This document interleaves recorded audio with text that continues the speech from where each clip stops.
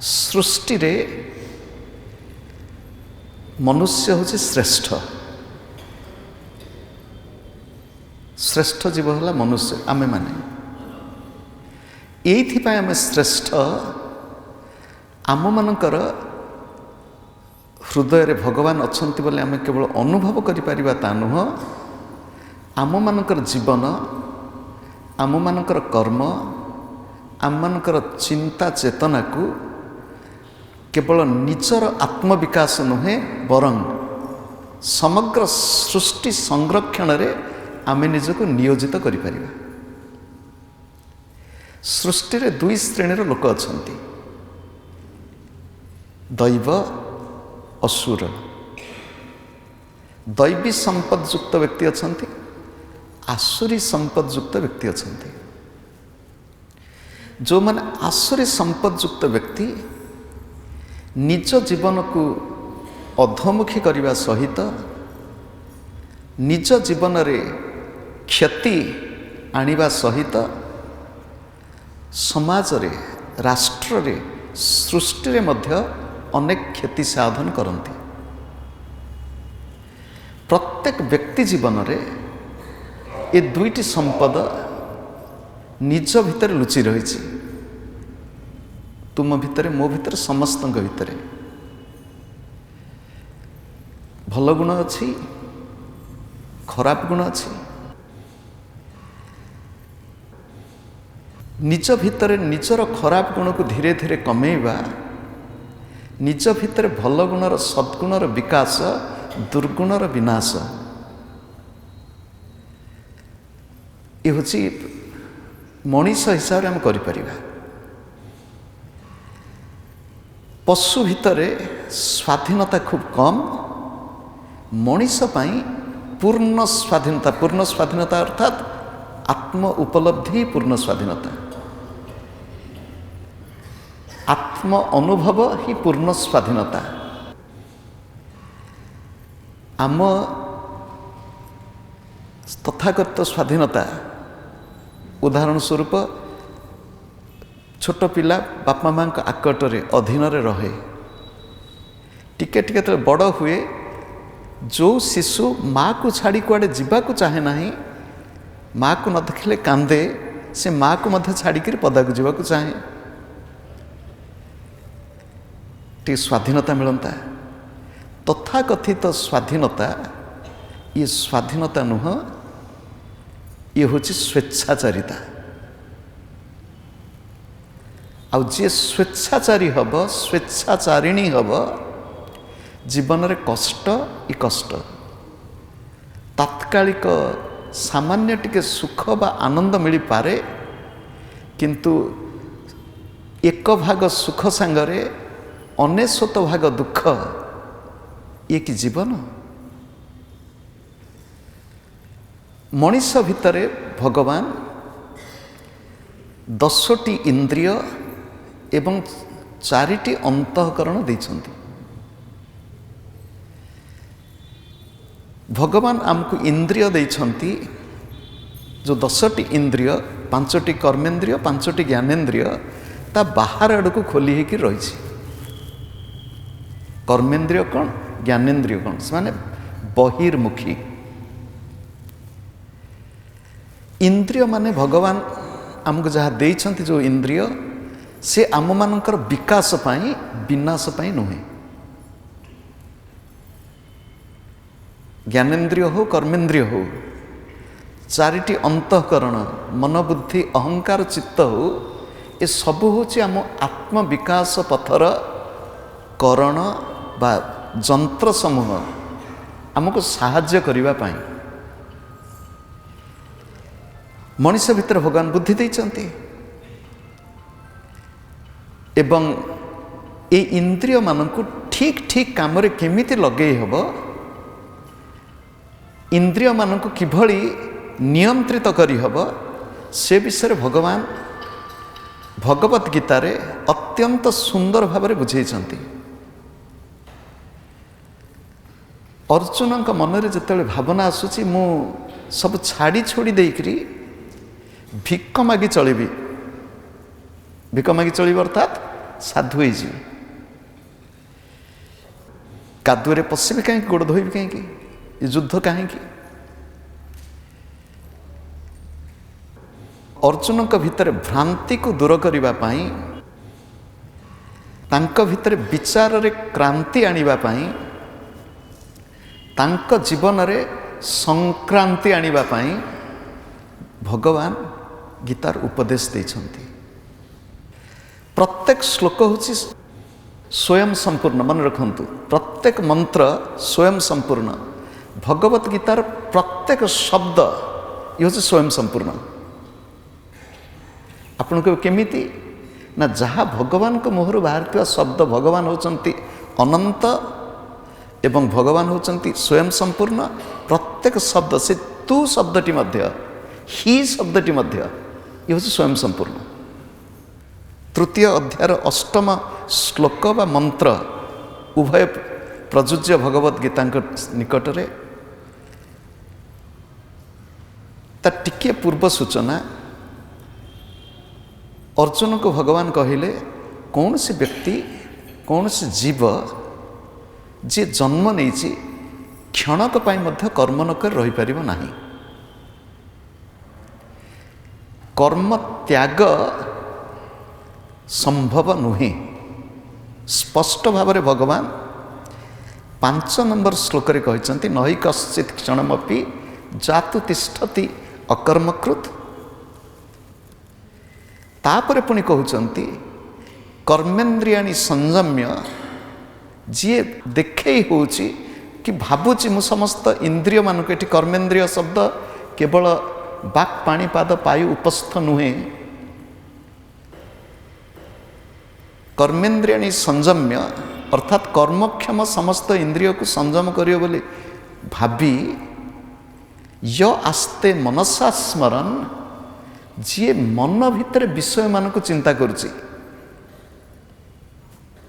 ମନ ଭିତରେ ଇନ୍ଦ୍ରିୟାର୍ଥାନ୍ ବିମୂଢ଼ାତ୍ମା ମିଥ୍ୟାଚାର ସ ଉଚ୍ୟତେ। ଅର୍ଜୁନ, ଏ ହେଉଛି ମିଥ୍ୟାଚାର।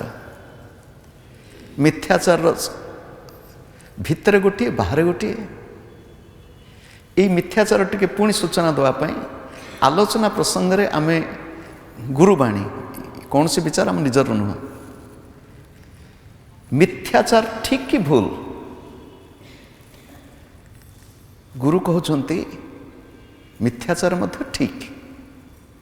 ଉଦାହରଣ ସ୍ୱରୂପ, ମୁଁ ଆଖି ବନ୍ଦ କରି ବସିଛି, ଲୋକ ଭାବୁଛନ୍ତି ମୁଁ ଧ୍ୟାନ କରୁଛି, କିନ୍ତୁ ମୋ ମନ ଭିତରେ ଚିନ୍ତାର ସ୍ରୋତ ବହୁଛି। ଇଏ ପ୍ରକୃତ ଧ୍ୟାନ ତ ନୁହଁ, ଇଏ ମିଥ୍ୟାଚାର। ୟ ଆସ୍ତେ ମନସା ସ୍ମରନ୍, ମନ ତ କାମ କରୁଛି, ଦେହକୁ ଇଏ କରି ବସିଛି, କିନ୍ତୁ ମିଥ୍ୟାଚାର କରୁ କରୁ, ଏ ଶୁଣନ୍ତୁ, ସୃଷ୍ଟିରେ ପ୍ରତ୍ୟେକ ଜୀବ ଏ ଦୃଷ୍ଟିରୁ ମିଥ୍ୟାଚାରୀ, ଏବଂ ସେ ମିଥ୍ୟାଚାର କରୁ କରୁ ତା ଭିତରେ ଧୀରେ ଧୀରେ ଅନୁଭୂତି ଆସିବ, ଧୀରେ ଧୀରେ ମନ ବସିବ। ମିଥ୍ୟାଚାରରୁ ହିଁ ସତ୍ୟାଚାର ଆରମ୍ଭ ହେବ।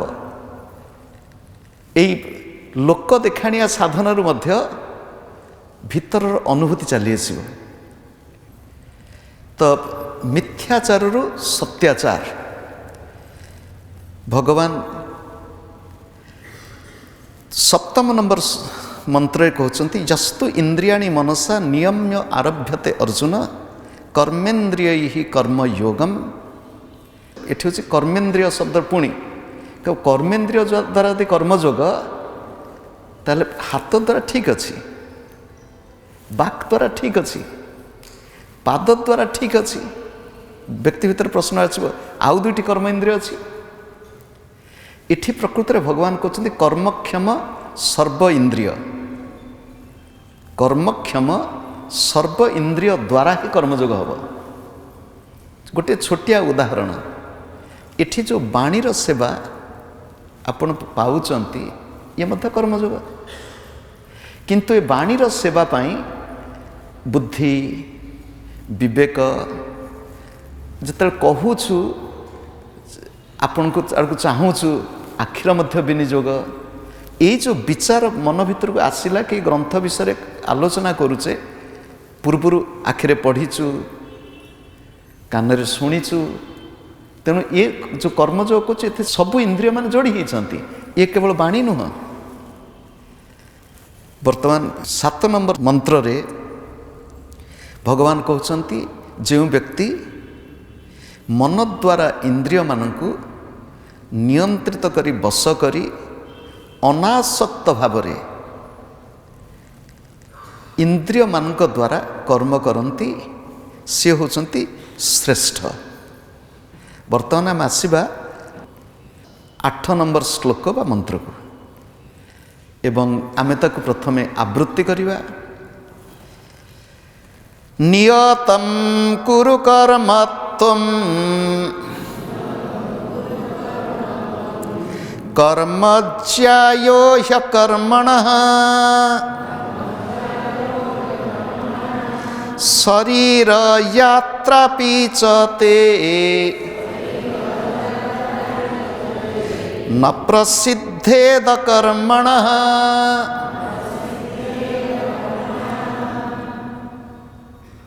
ये हूँ संपूर्ण गीत पदटी ताकू टिके संधि विच्छेद कर देखि नबा। नियत कुरु कर्म त्वं कर्म ज्यायः हि अकर्मणः शरीर यात्रा अपि च ते न प्रसिद्धेत अकर्मणः। संधि विच्छेद करदेले तापरे पद्य को टे गद्य रूपांतर करवा जहाँ को अन्वय बोली कहा जाए। त्वं नियतं कर्म कुरु हि अकर्मणः कर्म ज्यायः च अकर्मणः ते शरीर यात्रा अपि न प्रसिद्धेत। तुम्हें शास्त्र विहित कर्तव्य कर्म कर, कारण कर्म न करिबा ठारू कर्म करिबा श्रेष्ठ। तथा कर्म न कले तुमर शरीर यात्रा मध्य संभव बा सिद्ध हेब नाही। ये सहज अर्थ। आपण जदि पूर्व श्लोक को चली जिबे 6 नंबर 7 नंबर एवं वर्तमान 8 नंबर ये तीनोटी श्लोक रे भगवान तीनोटी शब्द प्रयोग करिसंती। 6 नंबर श्लोक रे कहिले संयम्य सर्व इंद्रियाणि संयम्य। 7 नंबर श्लोक रे भगवान कहते यस्तु इंद्रियाणि मनसा नियम्य। सेठी कहले संयम्य, एठी कहले नियम्य। वर्तमान 8 नंबर कहते नियतम नियतम कुरु कर्मत्वम। ये तीनोटी शब्द संयम्य ये संयम शब्द रु, नियम्य नियम शब्द रु, एवं एठी कहले नियतम नियत शब्द। ये तीनोटी जाक शब्द मूलतः गोटे शब्द रु आसी। ये हूँ यम,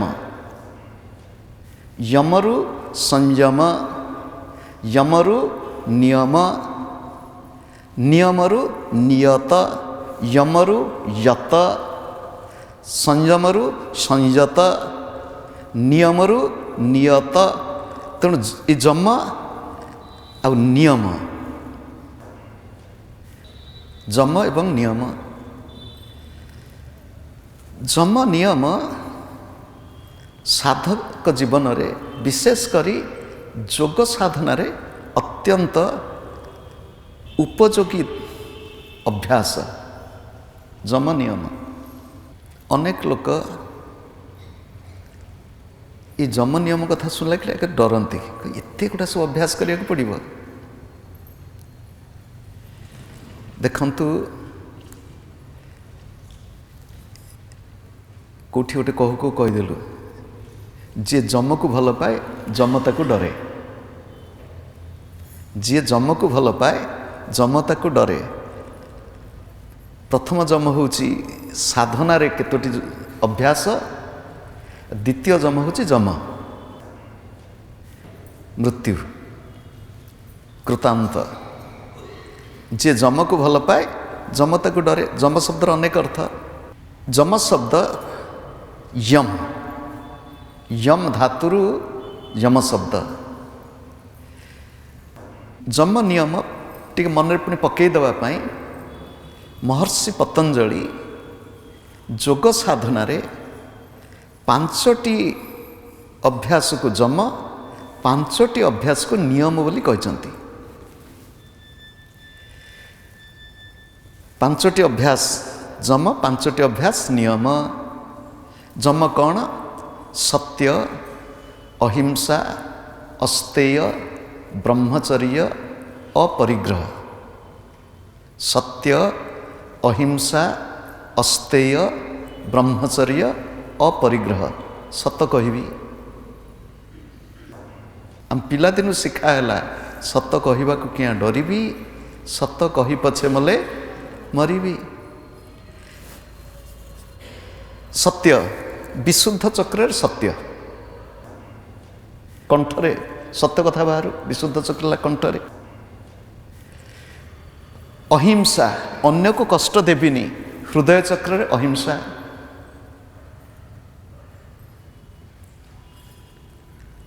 ସତ୍ୟ ଅହିଂସା। ଅସ୍ତେୟ, ନାଭି ଚକ୍ରରେ ଅସ୍ତେୟ। ନାଭି ଚକ୍ରରେ ଅସ୍ତେୟ ଅର୍ଥାତ୍ ଅନ୍ୟର ଖାଦ୍ୟ ପ୍ରତି ମୁଁ ଲୋଭ ରଖିବିନି। ସ୍ତେୟ ଅର୍ଥାତ୍ ଚୋରି କରିବା। ଅସ୍ତେୟ ଏଠି ଦେହ ଭିତରେ ସାଧାରଣ ମଣିଷ ଚୋରି କରେ ପ୍ରଥମେ ଯଦି ନାହିଁ ଖାଇବାକୁ। ବ୍ରହ୍ମଚର୍ଯ୍ୟ, ସ୍ୱାଧିଷ୍ଠାନ ଚକ୍ରରେ ବ୍ରହ୍ମଚର୍ଯ୍ୟ। ଅପରିଗ୍ରହ, ସାଧକ ପାଇଁ ମୂଳାଧାର ଚକ୍ରରେ ଅପରିଗ୍ରହ, ଆବଶ୍ୟକତା ଠାରୁ ଅଧିକ ସଂଗ୍ରହ ନ କରିବା, କାହାଠୁ ନ ନେବା। ନିୟମ, ନିୟମ ହେଉଛି 5। ଶୌଚ, ସନ୍ତୋଷ, ତପଃ, ସ୍ୱାଧ୍ୟାୟ, ଈଶ୍ୱର ପ୍ରଣିଧାନ। ଶୌଚ ପବିତ୍ରତା। ପ୍ରଥମ ପବିତ୍ରତା ଆରମ୍ଭ ହେବ ମୂଳାଧାର ଚକ୍ରଠୁ। ମୂଳାଧାର ଚକ୍ରଠୁ ଏ ପୁଣି ତଳୁ ଉପରକୁ ଉଠିବ। ଉପରୁ ତଳକୁ ଆସିଲା ଯମ, ନିୟମରେ ତଳୁ ଉପରକୁ ଉଠିବ। ଶୌଚ ପବିତ୍ରତା। ସନ୍ତୋଷ, ସ୍ୱାଧିଷ୍ଠାନ ଚକ୍ର, ସେଠି ସନ୍ତୋଷ। ଗୃହସ୍ଥ ଜୀବନରେ ପତି ପତ୍ନୀ ନିଜ ଭିତରେ ଦାମ୍ପତ୍ୟ ଜୀବନରେ ସନ୍ତୁଷ୍ଟି ଆସୁ। ଶୌଚ ସନ୍ତୋଷ। ତପଃ, ଆରମ୍ଭ ହୋଇଗଲା ମଣିପୁର ଚକ୍ରଠୁ ତପ ସାଧନା ଆରମ୍ଭ ହୋଇଗଲା। ହୃଦୟ ଚକ୍ରରେ ଈଶ୍ୱର ପ୍ରଣିଧାନ, କଣ୍ଠ ଚକ୍ରରେ ସ୍ୱାଧ୍ୟାୟ। ଏଇଠି ଟିକେ ଏପଟ ସେପଟ। ହୃଦୟ ଚକ୍ରରେ ଈଶ୍ୱର ପ୍ରଣିଧାନ, ଈଶ୍ୱରଙ୍କୁ ସମର୍ପଣ ଭାବ। କଣ୍ଠରେ ସ୍ୱାଧ୍ୟାୟ, ଆମେ ଏଠି ବସେ ଇଏ ସ୍ୱାଧ୍ୟାୟ ଚାଲିଛି। କଣ୍ଠର ଉପାସନା, ବାଣୀର ଉପାସନା, ଶ୍ରବଣ। ଯମ ନିୟମ। ବର୍ତ୍ତମାନ ନିୟତ, ନିୟତ ଶବ୍ଦ ପାଖକୁ ଆସିବା, ଏଇ ଶ୍ଲୋକ ପାଖକୁ ସିଧା ଚାଲିছে। ନିୟତ, ନିୟତ ଶବ୍ଦର ଅର୍ଥ ଆଚାର୍ଯ୍ୟ ଶଙ୍କର କରିଛନ୍ତି ନିତ୍ୟମ୍। ଆଚାର୍ଯ୍ୟ ଶଙ୍କର ତାଙ୍କର ଶ୍ରୀମଦ୍ ଭଗବତ ଗୀତା ଭାଷ୍ୟରେ ସେ କହୁଛନ୍ତି ନିୟତ ଶବ୍ଦର ଅର୍ଥ ହେଉଛି ନିତ୍ୟମ୍। ନିୟତମ୍ କୁରୁ କର୍ମତ୍ୱମ୍, ନିତ୍ୟ କର୍ମ କର। ଏ ନିତ୍ୟ ଶବ୍ଦର 2ଟି ଅର୍ଥ। ଗୋଟିଏ ହେଉଛି ସବୁବେଳେ, ସବୁବେଳେ ନିତ୍ୟ। ଦ୍ୱିତୀୟ ଅର୍ଥ ହେଉଛି ନିତ୍ୟକର୍ମ। ଯେଉଁ ଯେଉଁ କାମକୁ ତୁମେ ନିତ୍ୟ ବୋଲି ଧରି ନେଇଛ, ସବୁଦିନ କରିବା ଅଭ୍ୟାସ କରିବା ଦରକାର, ତ କର। ନିୟତ ଶବ୍ଦର ଅର୍ଥ ହେଉଛି ନିଷ୍ଠାପୂର୍ବକ ନିଜ ଜୀବନକୁ ସଂଯତ କରିବା ହେଉଛି ନିୟତ। ନିୟତ ଶବ୍ଦର ଦ୍ୱିତୀୟ ଅର୍ଥ ହେଉଛି ଜୀବନରେ କିଛି ନିୟମ ରଖି ତାକୁ ପାଳନ କରିବା ହେଉଛି ନିୟତ। जीवन रे किछि नियम रखिबा ए नियम मु पालन करिबि नियत। सन्थ माने कहउछंती दुई प्रकार कर्म, गोटे होछि विहित कर्म, गोटे होछि नियत कर्म। गोटे होछि विहित कर्म, गोटे होछि नियत कर्म।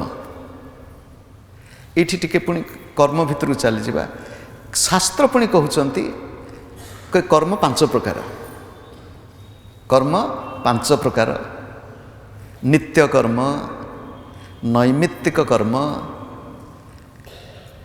काम्य कर्म, निषिद्ध कर्म, प्रायश्चित्त कर्म। केते हला? पांच प्रकार: नित्य कर्म, नैमित्तिक कर्म, काम्य कर्म, निषिद्ध कर्म एवं प्रायश्चित्त कर्म। बर्तमान टे तଳ आडू आसीबा। शास्त्र आमको अनुशासित करती। तस्मात् शास्त्रम प्रमाणम ते कार्य अकार्य व्यवस्थित। कोटा करिबा उचित, कोटा न करिबा उचित, कौन करणीय कौन अकरणीय, ए कथा शास्त्र निर्देश करती। आ शास्त्र निर्देश को मानि चलिबा सेथिपाई कुहाइछि शास्त्र होछि श्रुति, द्वितीय होछि जुक्ति, तृतीय होछि अनुभव। ए तीनोटी की धरिकी चलिया पड़िबो। शास्त्र कौन कहते? शास्त्र को बुझिबा पई टी जुक्ति मध्य दरकार एवं तृतीय होछि अनुभव, निज हृदय शास्त्र सम्मत। शास्त्र जहाको निषेध करिसंती, शास्त्र जहाको निषेध करिसंती ताको निषिद्ध कर्म कहुछि। ये कर्म करिबो नाही। उदाहरण स्वरूप मिछ कहिबो नाही। जम नियम समय भगवान पतंजलि कहउछंती एते सार्वभौम महाव्रता। ये जो जम नियम है सार्वभौम महाव्रता। ये जम नियम सत कहवा, ये केवल जी साधु होती सत कहे, आ बाकी आम सब संसार मिछ कहले चलिबो ये नुह। केवल हिंदू माने सत कहे, अन्य मानक पई ता भी नुह। केवल भारतर लोक सत कहे, विदेश लोक सत कहे। सार्वभौम महाव्रता अर्थात ये हूँ समग्र सृष्टि रे ये हूँ नियम समस्त को पालन करिया उचित। कथा देखंतु, सृष्टि दी प्रकार लोक, गोटे होचंती भोगी, गोटे होचंती जोगी। गोटे होचंती भोगी, गोटे होचंती जोगी। कहबे भोगी काहा कहबा, जोगी काहा कहबा? जो माने देह सर्वस्व, इंद्रिय सर्वस्व, इंद्रिय विषय प्रति आसक्त अनुरक्त, भगवान के प्रति प्रीति बा रुचि नहीं, से माने भोगी। एवं से भोग जोनि जान पशुपक्षी से मानक भोग जोनि बोली कहुई। जो मनीष पशु भली जीवन यापन कर भोगी। जो मानक हृदय सामान्यतम भगवान के प्रति टिके इच्छा आसी, सत्संग प्रति, साधुसंग प्रति, साधना प्रति, शास्त्र प्रति इच्छा आसी जोगी। जोगी पुणी ऊपर ऊपर धीरे धीरे बढ़ जोगी और भोगी। तेणु भोगी धीरे धीरे जोगी होइछु। आमे ओलिया पड़ी गजा ता नुह। भगवान को कृपारू, साधु सन्थंकर आशीर्वादरू आम भीतर टिके भल विचार, भल बासना आस, तो यही बाट को आस। कपड़ा बदल देले आम ता नुह। आम समस्ते एठी जतिक आम आस समस्ते जोगी।